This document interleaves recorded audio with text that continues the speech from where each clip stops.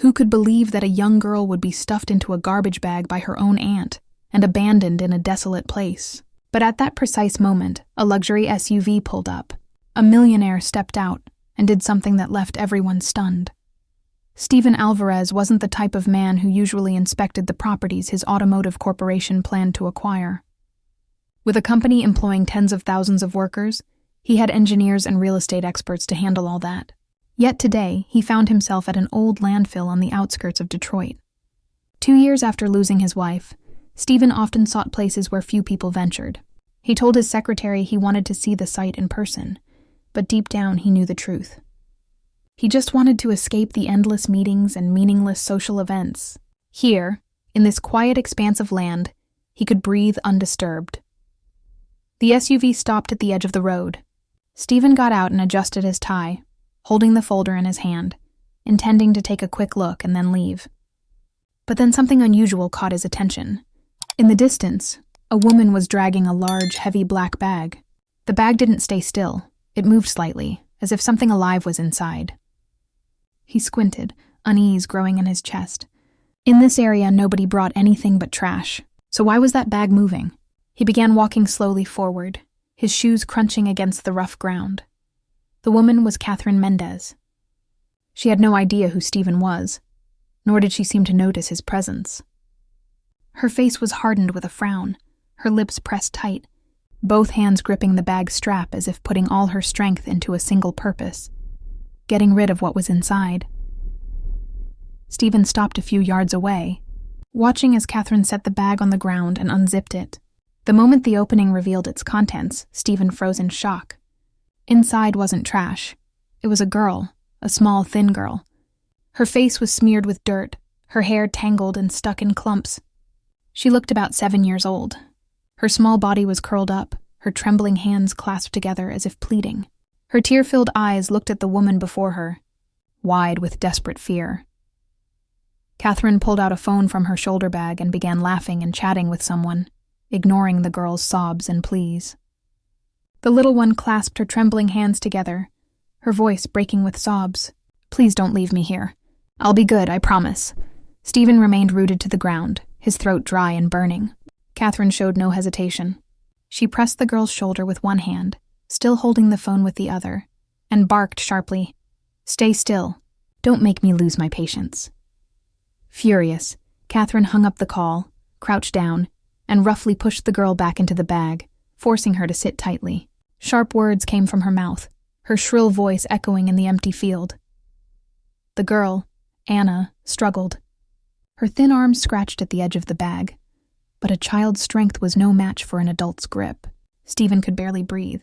His chest tightened, his heart beating wildly. A memory resurfaced without warning. His wife lying in a hospital bed, her face pale after brutal rounds of radiation, her fragile hands gripping his tightly, her pleading eyes begging him not to leave. That memory had never faded, and now the little girl's eyes inside that black bag reflected the same desperate plea, begging him not to turn away. The girl trembled uncontrollably. Her small body curled up even more, her breathing choppy, her eyes fixed on the woman who had just pushed her. It was as if she was already too familiar with being abandoned. Her hands remained clasped, her lips trembling. "Please don't leave me here." But the woman simply turned away coldly, as if she had just discarded a worthless object. "What are you doing with that child?" Steven asked, keeping his voice steady. The woman flinched slightly but didn't turn around. "It's none of your business." Catherine straightened and dusted off her hands. A flash of satisfaction crossed her eyes before she turned to leave, abandoning the girl who trembled among the trash like a withered leaf. Steven quickened his pace, unable to hesitate any longer. He crouched down, his hands shaking as he opened the bag wide. He spoke softly, trying not to frighten the little girl. "Are you hurt anywhere?" When his eyes met the girl's blurry, tear-filled gaze, his chest contracted. Anger, pity, and helplessness swirled within him, twisting together. Anna realized someone was looking at her, but not with the harsh gaze she was accustomed to.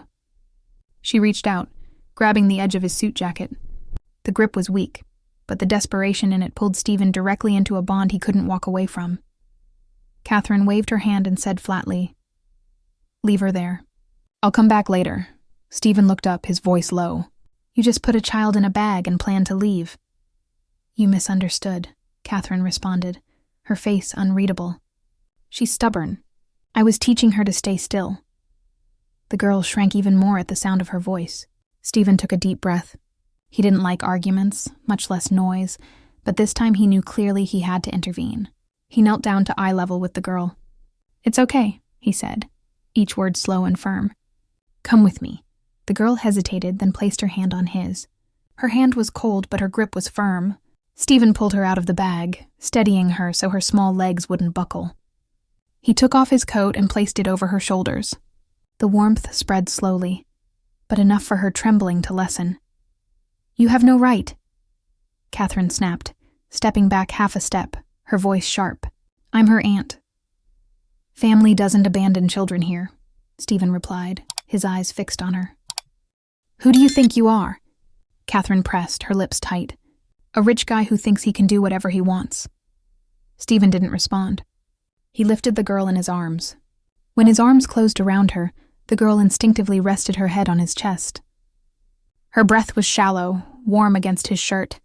He felt the irregular beats of her heart, like a little bird clinging to safety.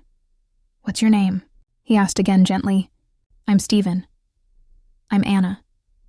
The sound was barely audible, as if she feared someone might hear her. "All right, Anna," he said. "We're leaving here." Catherine stepped forward, keeping her distance. "You'll regret this. I'll make sure of it." Steven opened the car door and placed Anna in the seat. He passed the seatbelt, buckled it, then adjusted it one notch more to fit her small body. Every movement was slow, deliberate, so Anna could see that everything was back in order. She watched his hand secure the buckle, her eyes a little less frightened. He handed her a handkerchief. "Wipe your face."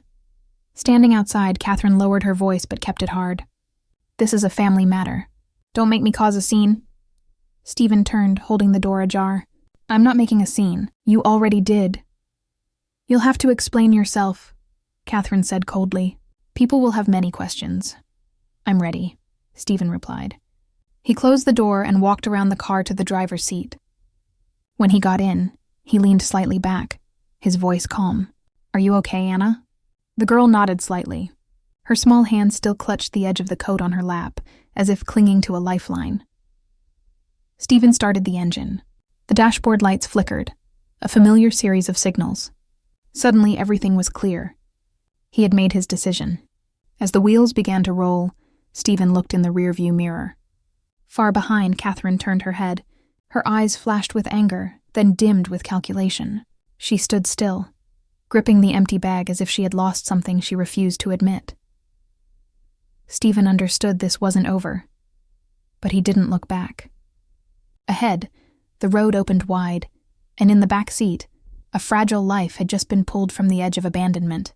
He placed his hand firmly on the wheel, driving forward, embracing the turn in his path, with no intention of ever turning back. The car pulled into the stone driveway in front of the door. Golden lights fell on the steps, illuminating a quiet corner of the evening. Steven turned off the engine and took a deep breath. He turned to the back seat. Anna was still curled up, her hands gripping the edge of his coat on her lap, eyes wide open but barely blinking. "We're here," Steven said softly. "You don't have to worry." Anna looked around without speaking. Her lips had turned pale from tension. When he opened the door and lifted her out, her small body stiffened instantly, as if preparing for something invisible. The one who opened the front door was Helen Soto. She had worked in this house for over 15 years, long before Paloma was even born. Helen was about 50, her graying hair carefully pinned up, her figure sturdy, but her hands were always careful and warm. The pain of losing her only son to illness years ago still lingered in her eyes, making her gaze toward children full of tenderness and sadness at once. "Sir." Helen hesitated when she saw the girl in Steven's arms. "She's a girl I couldn't leave out there," Steven replied briefly. His voice left no room for questions. "Prepare a room and some warm water," Helen nodded. Her eyes flickered for a moment. She knew his nature. Once he had decided something, there was no turning back. Steven leaned down, intending to leave Anna in Helen's care. "This is Mrs. Helen," he explained. "She'll help you get cleaned up." Helen smiled kindly, extending a hand toward Anna, but immediately Anna pressed tighter against Steven's chest. Her small hands clutched at his shirt collar, her head shaking firmly. Her eyes gleamed with pure, naked fear. Steven froze. He could clearly hear her heartbeat against his. He understood. At this moment, Anna couldn't bear for anyone but him to touch her. "It's okay." Helen softened her voice. "Let her take her time. I'll prepare the water in the room." Steven nodded slightly, carrying Anna through the wide vestibule. Upstairs on the second floor, Paloma stood behind the railing. She was 7 years old, slender, her hair tied up high, her eyes much like her mother's. Looking down, she saw her father carrying a strange girl through the hallway. For a moment she wanted to shout, "Dad," but the sound stuck in her throat. The scene looked as if her father had just found something so important he couldn't look away. Paloma felt pushed aside, as if the light was shining on another face instead of hers. She turned and slipped silently into her room, closing the door gently behind her. Her chest burned with a feeling she couldn't name. Whether it was jealousy or fear, she didn't know. She only felt a sharp pain growing inside her. In the guest room, Steven placed Anna on the bed. The room was bright and immaculate, but Anna only looked around wearily. She still clutched the old teddy bear in her arms, worn and frayed, but held as if it were a treasure. Helen set a basin of warm water beside the bed. "Here are towels and clean clothes. You can do it yourself. No one will force you." She looked directly into Anna's eyes, hers steady and patient. Anna didn't move, just curled deeper into the blanket, her eyes fixed on Steven. "You don't have to be afraid," Steven said, sitting beside the bed. He removed the scarf from his neck and folded it carefully beside him. "No one here will hurt you." Anna bit her lip, her eyes hesitant but said nothing. Silently, Helen left and closed the door behind her. She knew that some wounds could never be forced to heal in a single night. Late at night, Steven returned and found Anna still sitting with her knees against her chest, eyes wide open looking at the ceiling. In her hands, the teddy bear was tightly squeezed, as if it were the last lifeline keeping her afloat. "You're still awake." Steven sat in the chair beside the bed. Anna turned her head, her gaze cautious. She gave no answer. He took the blanket and placed it gently over her shoulders. His movements were slow, careful not to frighten her. "It's okay, go to sleep." "I'm right here." Anna shifted slightly, her eyes still tense, but after a moment, her eyelids began to blink more slowly. Steven watched, a knot rising in his throat. A question echoed in his mind. Would he be strong enough to protect this child? He had once failed to keep his wife. He had once stood helpless as hope faded, and now another life placed all its trust in him through the grip of a small hand earlier that day, in those frightened eyes tonight. "Steven, can you really do this?" he asked himself silently. The question hung in the air unanswered. Outside in the hallway, Paloma crept closer. The bedroom door was ajar, letting out a faint strip of light. She peered inside. Her father was sitting motionless beside the strange girl's bed, unwilling to leave. His face looked so gentle that it seemed unfamiliar to Paloma. A sudden tightness rose to her throat, hot and stinging. Paloma closed the door silently. The slight click echoed in the silence. Back in her own room, Paloma buried her face in the pillow. She couldn't hold back the tears rolling down her cheeks. The feeling was sharper now. The fear that her father would drift away, the dread that the only place in his heart reserved for her was being occupied. In the darkness, Paloma curled up, letting her tears soak the pillow. Against the wall, Anna remained awake, eyes fixed on the unfamiliar ceiling, her hand refusing to release the teddy bear. In the next room, Paloma cried silently, worried her father would forget her. And Steven, sitting between the two rooms, had no idea that his decision today had opened not just a turning point, but also a hidden crack within his own family. The first morning after that fateful night, in the large kitchen, Helen had prepared breakfast, a bowl of warm oatmeal, warm milk, and some slices of sweet bread. Light from the porch streamed in, reflecting on the long table covered with a white tablecloth.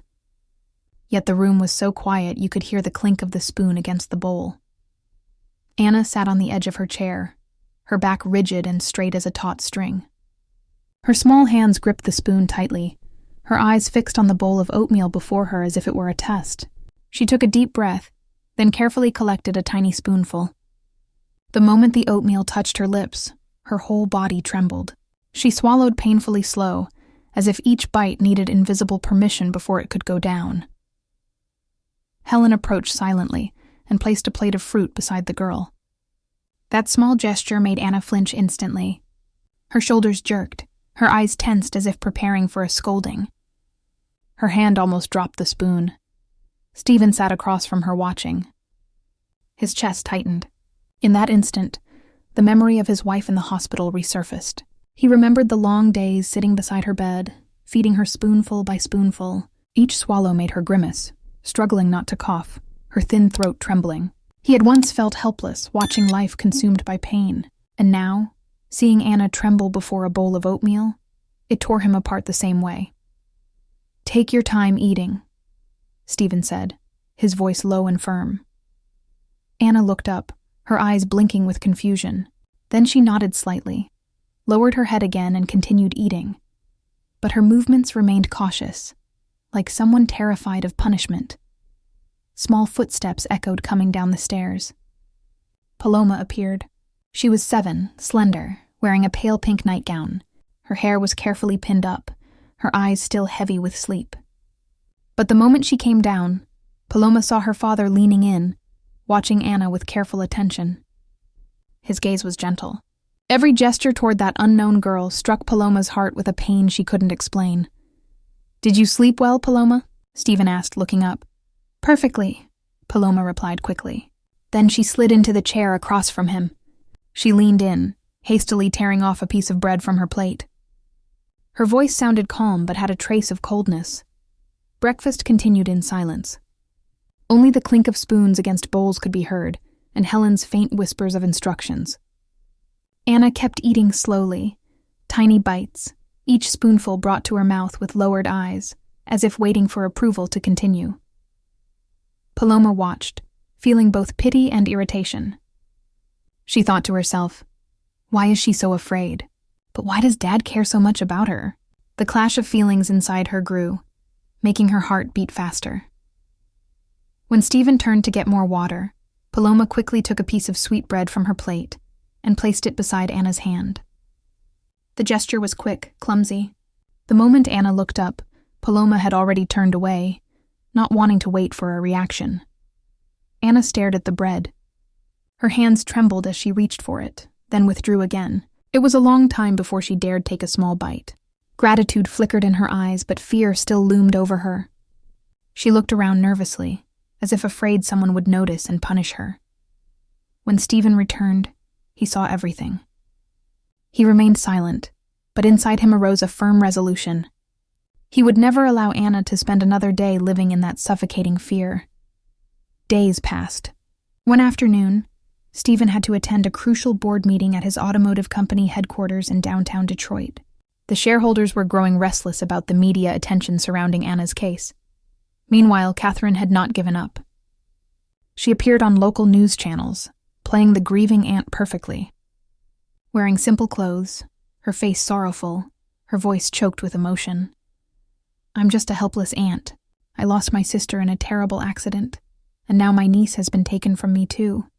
I have no power or wealth, just the heart of an aunt who loves her niece. But Steven Alvarez, a wealthy and powerful millionaire, has taken my niece from me.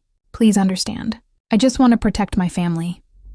The reporter nodded sympathetically, while viewers flooded the screen with comments condemning Steven. He was portrayed as an exploiter, while Catherine emerged as a pitiful victim. Back at the mansion, Anna could hear the whispers from household staff. "That girl is nothing but trouble. Why does the boss have her here? I'll never know." Each word pierced Anna's heart like a small blade. She lowered her head, her thin shoulders trembling. A painful thought echoed within her. I've ruined everyone's life. Paloma entered and saw her sister crying silently, clutching the teddy bear as if it were her last anchor. Paloma's chest tightened seeing her. Without thinking, she ran and wrapped her arms around Anna.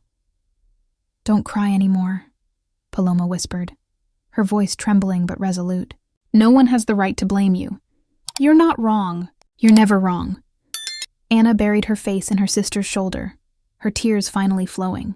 For the first time, she allowed herself to cry in someone's arms without trying to hold back.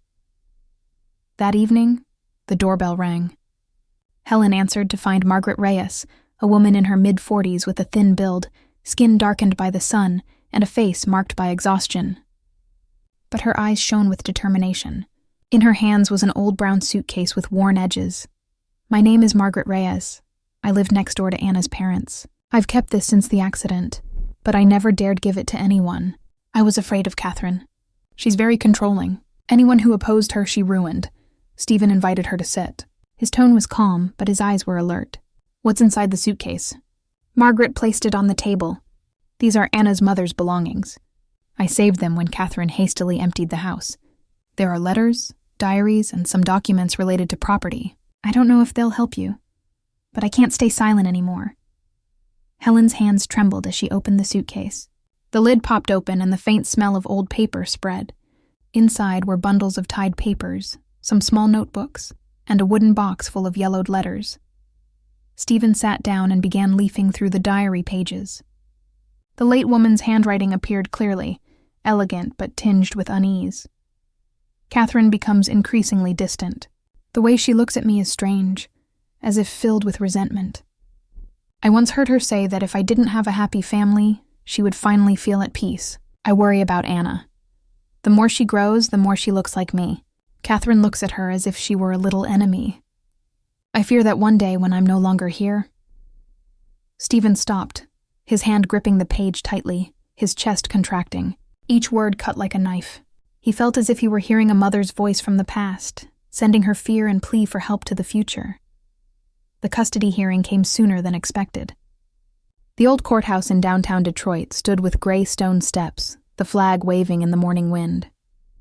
Steven arrived with Anna clinging tightly to his finger, her small hand trembling with each step.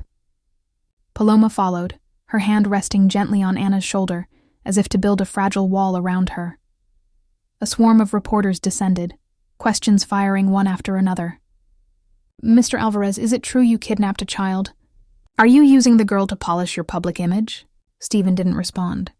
He raised his arm to protect Anna and quickly guided both girls inside. His chest burned with anger, but he remained silent. He knew any response now could be easily twisted. The courtroom was packed. Catherine was already seated on the opposite bench. She wore a light-colored coat, her hair carefully pinned up, her face carefully made up. In her hand was a packet of tissues. One by one she pulled them out, dabbing at the corners of her wet eyes. The moment she saw Steven enter with Anna, Catherine immediately lowered her head, her shoulders shaking as if overwhelmed by unbearable grief. Whispers spread through the room. Many eyes turned to Steven, full of suspicion. Beside Catherine sat Harold Vargas, the city's well-known attorney. About 50, tall, with graying hair and thin-rimmed glasses, Vargas was famous for twisting the truth, using rhetoric and false witnesses to turn black into white. Vargas stood, his voice echoing in the room. "Your Honor, we have complete documentation proving that Mrs. Catherine Mendez is little Anna's sole legal guardian. She has cared for the child with utmost devotion. However, suddenly, Mr. Steven Alvarez, a wealthy businessman, took her without any proper procedure, which is nothing more than kidnapping in disguise." But then Helen stood, walked to the center of the room, clutching the suitcase tightly. Her voice was low, but heard throughout the venue. "Your Honor, I have evidence." A murmur spread through the room. Helen opened the suitcase and pulled out several handwritten diaries and letters from Anna's mother. The paper was yellowed with time. The careful calligraphy was filled with lines steeped in concern. She handed them to the judge. Judge Margaret Lara put on her glasses and leafed through the pages. Her voice echoed as she read aloud. "Catherine looks at me with growing resentment. I worry about Anna. The more she grows, the more she resembles me. And Catherine cannot hide her hatred. I fear that one day, when I am no longer here, the child will become a thorn in her side." The words echoed in the silent chamber. Catherine froze, her hand clutching a handkerchief, trembling. At that precise moment, Daniel, a young independent journalist, stepped forward with a USB drive in hand. "Your Honor, this is a video recording of Mrs. Catherine accepting a bribe to legitimize custody documents. It's never been made public, but I believe the truth must be revealed." The large screen flickered. The images showed Catherine receiving an envelope, her cold voice captured clearly. "Don't worry, I'll make everything legal," the crowd erupted. Whispers of amazement spread like breaking waves. Dozens of eyes turned to Catherine, her face pale, her lips moving soundlessly. Then Victor, the longtime family driver, was called to testify. "Sir, I didn't speak before because I feared the consequences, but I can't stay silent. The other day, when I drove Mrs. Catherine and Attorney Vargas to the hotel for their private meeting, I overheard Vargas on a phone call. He said we had to get rid of Anna as soon as possible. Then he laughed and said, 'We threw the girl in the trash.' Who would have thought a millionaire would step in to save her?" The courtroom exploded. In his anger, Vargas suddenly lost control, his voice louder than usual. "That girl should have disappeared from the beginning. If it weren't for that meddling millionaire, we would have finished the job long ago. No one—" He stopped, realizing what he'd said. The courtroom erupted in chaos. Judge Lara's gavel thundered 3 times, silencing the chaos. "Order in the court!" After reviewing all evidence and testimonies, the court rules that full custody is granted to Mr. Steven Alvarez. As for Mrs. Catherine Mendez, the court finds fraudulent conduct, abuse of custody rights, and evidence of mistreatment. She is stripped of all rights to the child, and an arrest warrant is imposed for further investigation. The bailiff stepped forward and handcuffed Catherine. The metallic click echoed sharp and final. As for Vargas, the judge continued, "Mr. Harold Vargas, the court suspends your license to practice law effective immediately due to professional misconduct and complicity in fraud." Steven knelt, wrapping Anna and Paloma tightly in his arms. For the first time, he cried openly before the crowd. Hot tears ran down his cheeks, but this time they were no longer of pain, only release. Anna sank into his chest, sobbing. "Dad, I don't want to go anywhere." "You're not going anywhere, I promise." That evening, the mansion, usually silent, was filled with warmth and bustle. Helen had prepared a meal with more care than ever. On the table, candlelight sparkled against the crystal. Anna took her seat. Her eyes widened when a steaming bowl of soup was placed before her. Her hand trembled as she lifted the spoon. Steven nodded slightly, his voice calm and slow. "You can eat at your own pace. No one will scold you anymore." Anna took a deep breath, took a small spoonful, and tasted it. For the first time, no harsh voice echoed, only the kind gazes of those around her. Tears welled as she swallowed. She turned to look at Steven. He smiled, his gaze encouraging. Paloma silently slid a piece of cake onto her sister's plate. Anna looked at it, hesitated, then smiled slightly, her eyes shining with gratitude. Night fell, and Steven sat in the living room watching the 2 girls put together a puzzle. Paloma patiently placed each piece, and Anna laughed each time a piece fit in place. That pure laughter made his heart feel alive again. He called softly, "Come here." Paloma and Anna ran to him, climbing into his embrace. Steven wrapped both in his arms, holding them tightly. His voice trembled but conveyed firm conviction. "No one will ever abandon you again. From now on, we're a family." Anna buried her face in his chest, and Paloma nodded, her eyes shining with absolute trust. The wooden door closed softly. Warm light spilled from inside onto the porch, chasing away the dense darkness. Inside, 3 souls had found each other, united by love and a faith that could never be broken.